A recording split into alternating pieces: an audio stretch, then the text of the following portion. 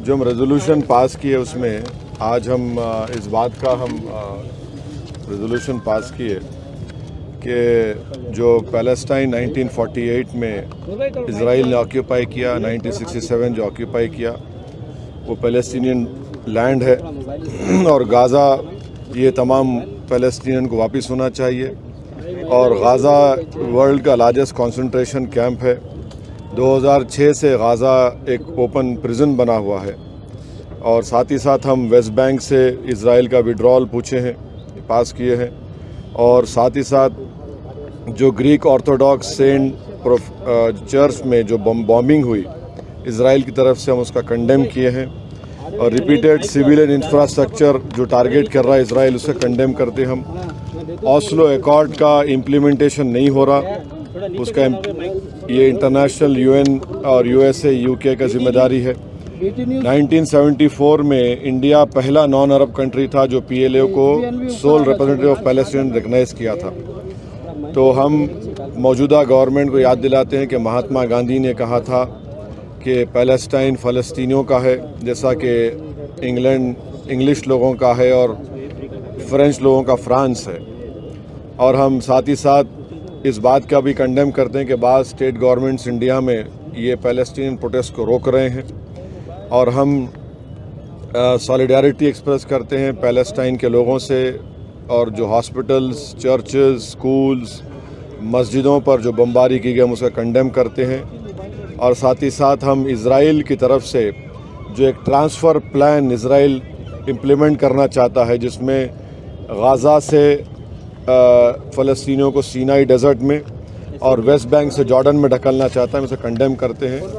और हमने government of India से ये डिमांड किया है कि 1987 में भी जब जाफना का ब्लॉकेड हुआ था तो इंडिया ने बड़े ट्रांसपोर्ट प्लेन्स के ज़रिए श्रीलंकन स्पेस में जाकर वहाँ से खाना, मेडिकल इक्विपमेंट 10 मिलियन लोगों को दिया।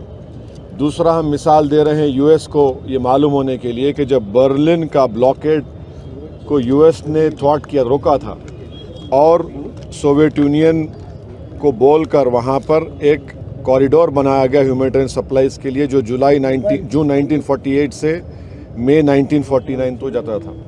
तो अब ये जितना भी गाज़ा में हो रहा है, जिसमें 5,087 लोगों की मौत हुई है, जिसमें 2005 बच्चे मारे गए इज़राइल की तरफ से, 1,119 महिलाओं की हत्या की गई, 187 एल्डरली लोगों की हत्या हुई, 15,898 लोगों की इंजर्ड हुई है। हम साथ ही साथ ये हमास से भी डिमांड करते हैं कि वो महिलाओं को और जो ज़ईफ़ लोग हैं उनको छोड़ें। हम इज़राइल से डिमांड करते हैं कि जो 6,000 फ़लस्तीनी जेल में हैं उनको रिहा करें। और आज भी इज़राइल के जेलों में 1,000 से ज़्यादा मासूम बच्चे हैं, इज़राइल उनको छोड़े। ये प्रोटेस्ट मीटिंग में इन तमाम चीज़ों को डिस्कस किया गया। इंडिया एड भेज रहा है तो उसको कैसे देखते हैं? हम देखिए, एड इंडिया भिजा रहा है, मगर इज़राइल ये कह रहा है कि हम एड अलाउ नहीं करेंगे। हम जो है राफा से, इजिप्ट से, राफा से गाज़ा में एड भिजाने की बात कर रहे हैं। हमारे प्लेन्स भी चले गए हैं, मगर और हम प्राइम मिनिस्टर नरेंद्र मोदी से डिमांड करते हैं कि वो पहले सीज़ फायर कराए, वहाँ पर गाज़ा में सीज़ फायर कराए, गाज़ा में एक ह्यूमैनिटेरियन कॉरिडोर को खोला जाए। गाज़ा में 50,000 महिला प्रेग्नेंट है, अस्पताल ख़त्म हो रहे हैं, अस्पतालों में बिजली नहीं है, ऑक्सीजन नहीं है, एनेस्थीसिया नहीं है। तो हम हमारे देश के प्रधानमंत्री से ये अपील करते हैं, डिमांड करते हैं कि वो इज़राइल पर, बल्कि हमारे प्रधानमंत्री G20 के भी अब हमारे पास प्रेसिडेंसी है, तो हम जब यूक्रेन पर हमले का कंडेम करते हैं तो ये भी हमला कंडेम करके वहाँ पे ह्यूमैनिटेरियन एक कॉरिडोर खोलना चाहिए, ताकि गाज़ा की जनता को ह्यूमैनिटेरियन रिलीफ मिल सके। हम उम्मीद करते हैं कि हमारे देश के प्रधानमंत्री ये बात इज़राइल को करेंगे और इसका एक कॉरिडोर खुलवाएंगे। और एड की ज़रूरत है वहाँ पर। आप अंदाज़ा लगाइए कि 5,000 लोगों की मौत हो गई है। अस्पताल पर इज़राइल बमबारी कर रहा है, अस्पतालों को बर्बाद कर रहा है। तो फिर कैसा होगा उन लोगों की, उनकी सहायता, उनकी मदद कैसे की जा सकती है?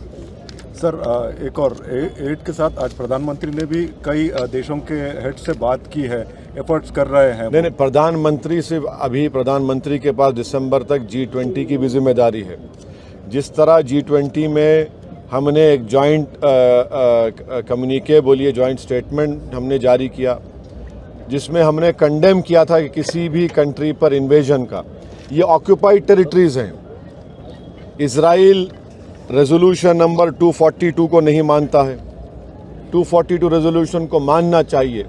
इजराइल ये ट्रांसफ़र पॉलिसी के तहत अपने गाज़ा के फ़लस्तीनियों को सिनाई डेजर्ट में ढकेलना चाहता है और वेस्ट बैंक के फ़लस्तीनियों को जॉर्डन में ढकेलने का इनका प्लान है। ये जेनोसाइड कर रहा है इजराइल गाज़ा में। देश के प्रधानमंत्री को एज ए G20 के हेड की भी उन पर एक एडिशनल जिम्मेदारी है कि वो सीज़ फायर करवाए और वहाँ पर एक ह्यूमैनिटेरियन कॉरिडोर खुलवाए ताकि फ़लस्तीनियों को उनको राहत मिल सके, उनकी जान बचाई जा सके। और मैक्सिमम बच्चे मर रहे हैं, आप अंदाज़ा लगाइए कि 2000 बच्चे मर चुके हैं। इससे बड़ा बर्बरियत क्या हो सकती है? क्यों सारी दुनिया खामोश बैठी हुई है? क्यों सारी दुनिया सिर्फ इजराइल की ऑक्यूपायर एज अ फोर्स की बात कर रही है? क्यों फ़लस्तीनियों की बात क्यों नहीं कर रही है? ये बड़े अफसोसनाक बात है। ये इनकी ड्यूअल पॉलिसी है जो दुनिया के सामने लोग बेनकाब हो रहे हैं।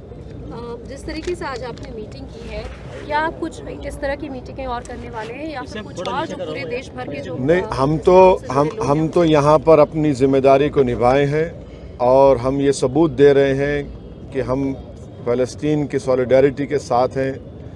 हम फ़लस्तीनियों पर जो जुल्म जेनोसाइड उन पर हो रहा है इजराइल की तरफ से, उसका कंडेम करने के लिए हम जमा हुए हैं।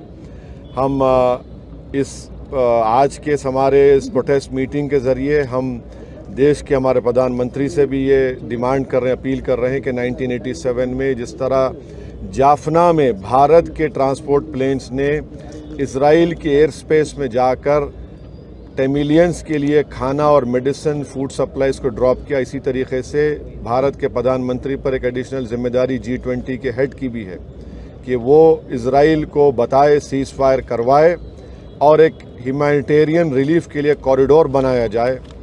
ये बहुत ज़रूरी है।